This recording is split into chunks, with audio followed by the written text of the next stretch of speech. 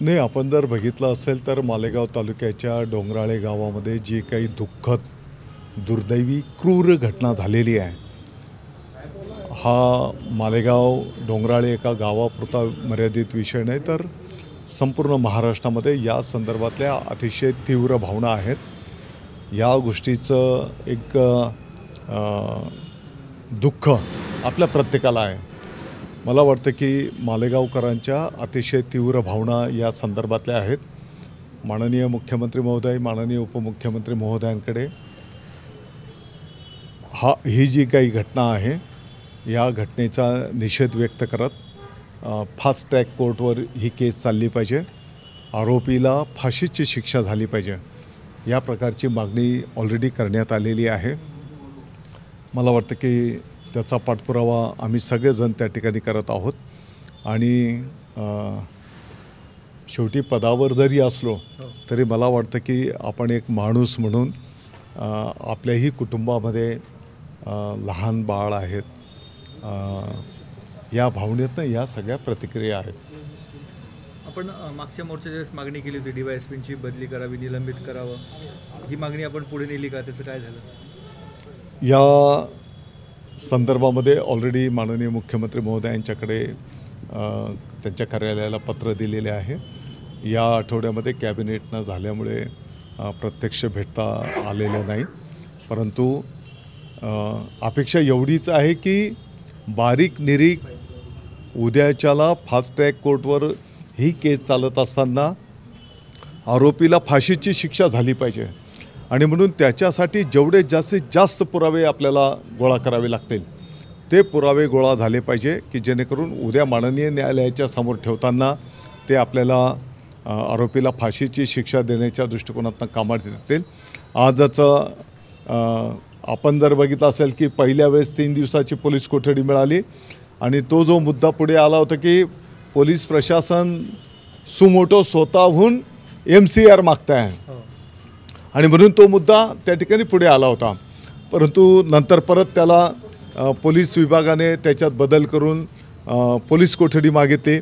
माननीय न्यायालयाने 7 दिवसांची पोलीस कोठडी दिलेली होती आणि आता परत माननीय न्यायालयाने 4 दिवसांची पोलीस कोठडी आजच दिलेली आहे. मालेगावच्या संपूर्ण जे काही आमचे वकील महोदय आहेत त्या संपूर्ण वकील महोदयांनी आरोपीचं वकीलपत्र घ्यायचं नाही, फिर्यादीला सर्वांनी सपोर्ट केलेला आहे, हे पण त्या दिवशी आम्ही घोषित केलेलं होतं. आज आविष्कार भुसेंनी आंदोलन केलं, त्यांना पोलिसांनी ताब्यात देखील घेतलेलं आहे. नाही, आता कायदा हा सर्वांच्यासाठी आहे, कोण पण असू दे, जे नियमाप्रमाणे असेल ती कारवाई होईल. आपलं पाठिंबा होता या आंदोलनाला, समर्थन होता? नाही, बघा, जिथपर्यंत या पदावर असताना असं करणं योग्य नाही असं माझं व्यक्तिगत मत आहे. परंतु शेवटी जनता जनार्दनाच्या पण भावना आहेत आणि म्हणून मी स्पष्टपणे सांगितलेलं होतं त्या कार्यकर्त्यांना की बाबा, नॅशनल हायवेवर प्रत्येकाचे सुखदुःखाची आता लगनसराई पण आहे आणि प्रत्येकाची अडीअडचणी त्या ठिकाणी असतात, इमर्जन्सी असते आणि म्हणून एक प्रतिकात्मकपर्यंत मर्यादित काही हरकत नाही, परंतु त्याच्यातही जे कायद्याप्रमाणे असेल ती कारवाई होईल. मुंबईत आता राज ठाकरे आणि उद्धव ठाकरे यांची बैठकी सुरू आहेत. आगामी महायुती त्यांच्यात होईल, युती होईल असं चर्चा आहे, कसं बघता येईल? युती होईल असं चर्चा आहे सुरू दोघांमध्ये, दोन्ही बंधूंमध्ये, ठाकरे बंधूंमध्ये. आपण आज जर बघितलं असेल तर साधारणपणे 288च्या पुढे नगर परिषद, नगरपंचायत, नगरपालिकांच्या निवडणुकी प्रगतीपथावर आहे. आपण जी नावं घेत आहेत यांच्यातलं एकही पक्ष, एकही नेता कार्यकर्त्यांच्या ह्या निवडणुका असताना राज्यव्यापी फिरताना आपल्याला दिसून येत नाही, त्यांच्या पक्षाचा प्रचार करताना दिसून येत नाही. कदाचित प्रचार करण्याची पण आवश्यकता नसेल असंही त्यांचं मत असेल, किंवा कार्यकर्त्यांना वाऱ्यावर सोडून देणं हा पण एक भाग त्या ठिकाणी दिसतो आहे. अर्थात हा ज्याच्या त्याच्या पक्षाचा विषय, मला त्या विषयावर बोलण्याची काही आवश्यकता नाही. परंतु फक्त मुंबई महानगरपालिका याच्या पलीकडे महाराष्ट्र नाही असं एकंदरीत चित्र आहे. परंतु राज्यव्यापी या निवडणुकांचे निकाल जनता जनार्दनाच्या समोर येतील आणि मी परत एकदा विश्वासाने सांगू शकतो की मुंबई महानगरपालिकेवर पण आणि येणाऱ्या सर्व महानगरपालिकेंवर, जिल्हा परिषदेंवर, नगरपालिका नगरपंचायतींवर महायुतीचाच झेंडा फडकताना आपल्याला सगळ्यांना दिसून येईल.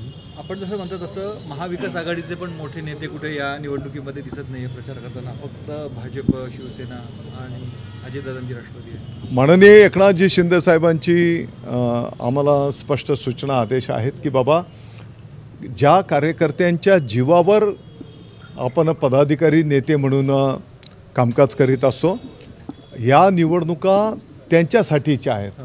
आणि म्हणून ज्या पद्धतीने ते स्वतःचं कामधंदे सगळं बाजूला ठेवून आपल्यासाठी निवडणुकीच्या वेळेस प्रचाराचं रान उठवतात, जीवाचं रान करतात, तर आपली पण जबाबदारी आहे की त्यांना पाठबळ देणं.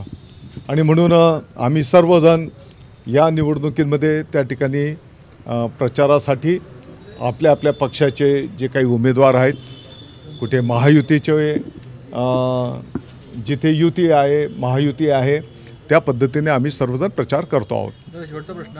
आता ह्या निवडणुकातली मात्र कोकणामध्ये धुमशान सुरू झालेला आहे. निलेश राणेंनी पैसे दाखवलेत की भाजपच्याकडनं अशा पैशांचं वाटप केलं जातं आहे, त्यामुळे मोठी तणावाची परिस्थिती कोकणात निर्माण झाली. तणाव वगैरे तर मी काही एवढं मानत नाही, म्हणजे तेवढ्या पातळीवरचा विषय नाही. परंतु माननीय निलेश राणे साहेबांनी पण जे काही वस्तुस्थिती निदर्शनास आणून दिलेली आहे, तर माननीय मुख्यमंत्री महोदय याची चौकशी करते. सोलापूर जिल्ह्यातील कुर्डुवाडीमध्ये शिंदेच्या शिवसेनेने पवारांच्या राष्ट्रवादीसोबत युती ही केली आहे. शरद पवारांची बघा, अनेक ठिकाणी आता मी तुम्हाला जसं सांगितलं की साधारणपणे 288 ठिकाणी निवडणुका आहेत.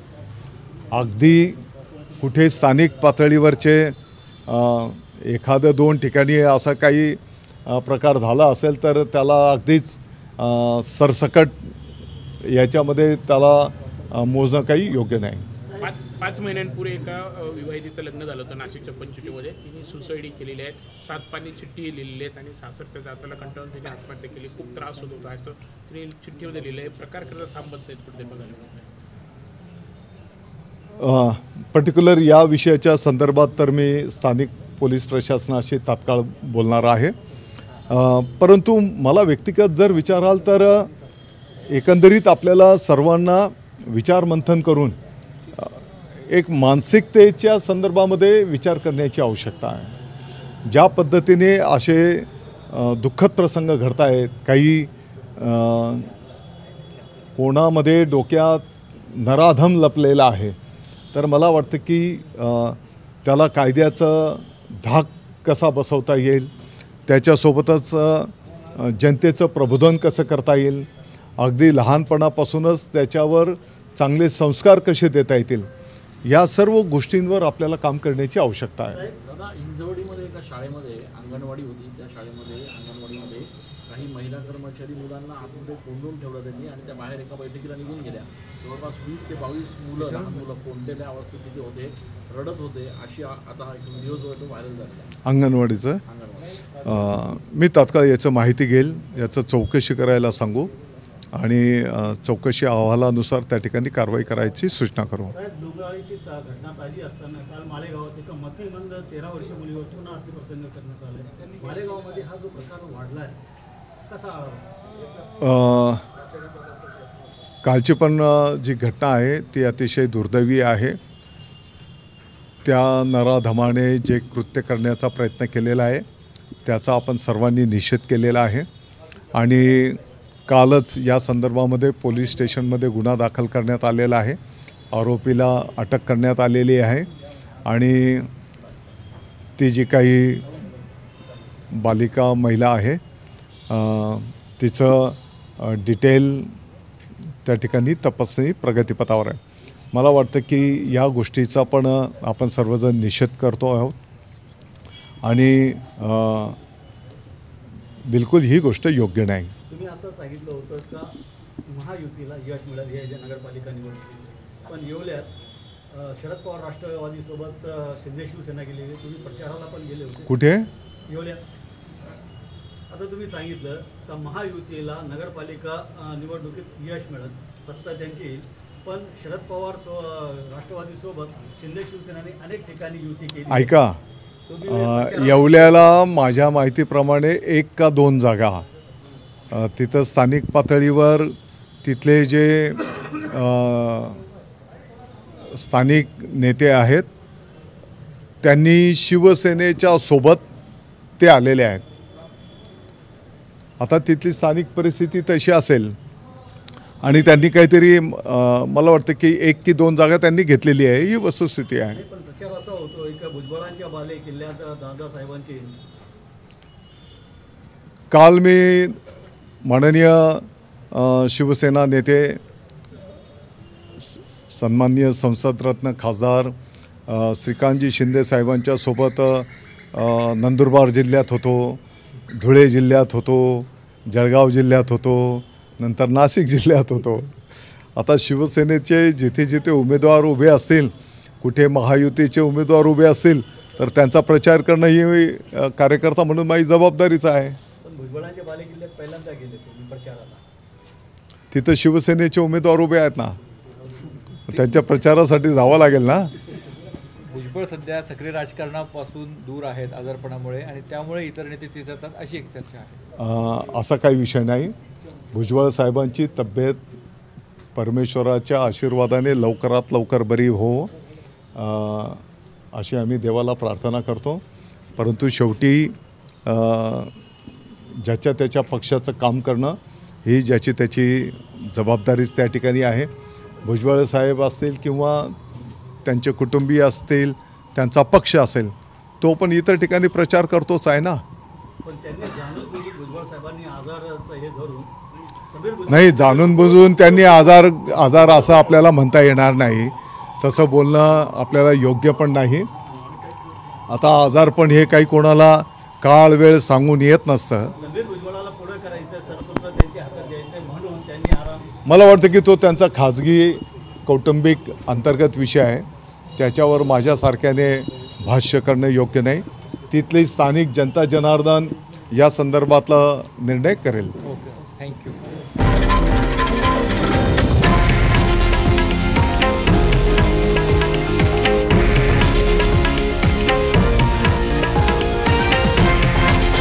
हे आहे देशातील नंबर 1 न्यूज नेटवर्क आणि आपण पाहत आहात TV9 मराठी, एकमेव.